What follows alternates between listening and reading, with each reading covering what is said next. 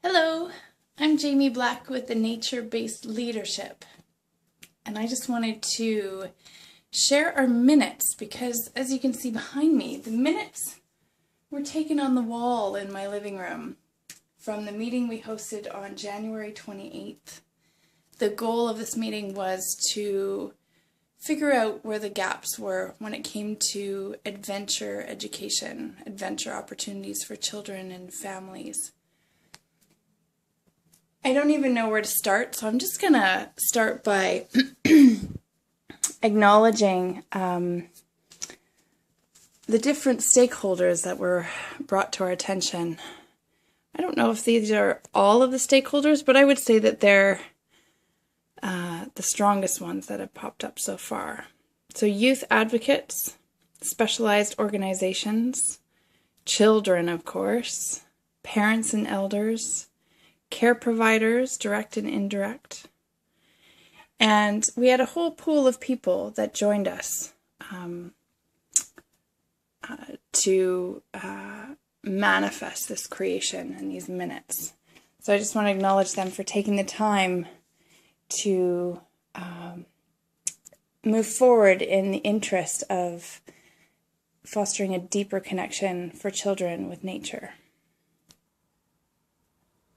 This network was started after a conversation at the Nature of Play conference with the Child Development Center, and a topic came up that was near and dear to my heart is about hummingbird parenting.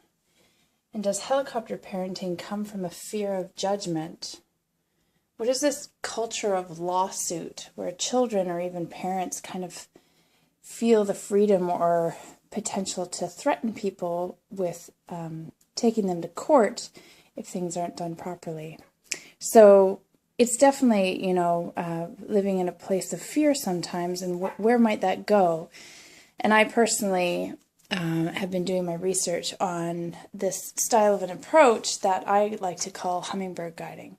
So that's just an aside, but that I feel like hummingbird is going to show up a lot in this interest, because maybe there's a new approach, or maybe there's more support, or maybe there's something that can be brought in a way that's playful and full of joy and shows up in the world like hummingbird.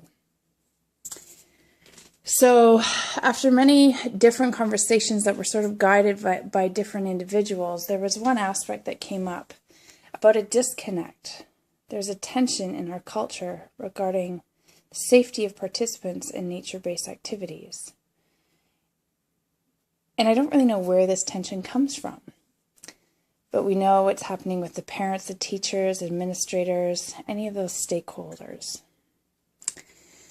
We had another wonderful individual in our group that brought up the reasonable person concept, what a reasonable person should or would do.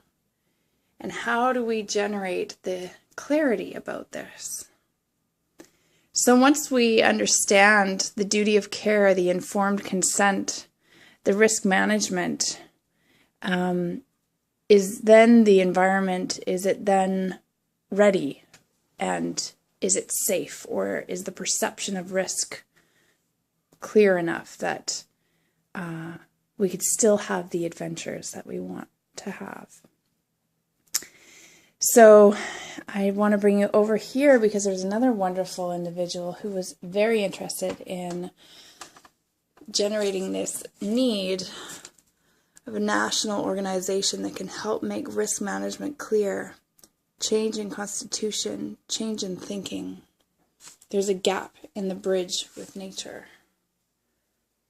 How do we immerse leaders with knowledge into nature so that parents can entrust their children into a process with the hummingbird philosophy? This deep ecology. And is this bridge about building bridges so that everyone has a comfortable threshold? Is that what we're seeking? Or maybe what is it that we're seeking? I think that part's I'm still curious about that. Because as a guide, my perception of risk is much lower than somebody who's never been outside before. And what is a healthy level of risk? a slide built into a hill. The children still feel the riskiness of the slide, but the hazard of them falling off the slide, now that's taken away. So it was very interesting in this whole conversation where it was culminated with something that really caught my eye, and I think it's what will launch the next conversation. What is important? I think that we need to find what is important for each of these stakeholders. How do we find out what's important for children? Is it based on the research, or is it based on how the children model it, or is it based on what we think as adults that the children need? And what do youth advocates need? What do specialized organizations need? What do parents and elders need? What do care providers need? What do guides need? So I think this will bring us to the next evolution of a workshop that will be coming up in April. Stay tuned.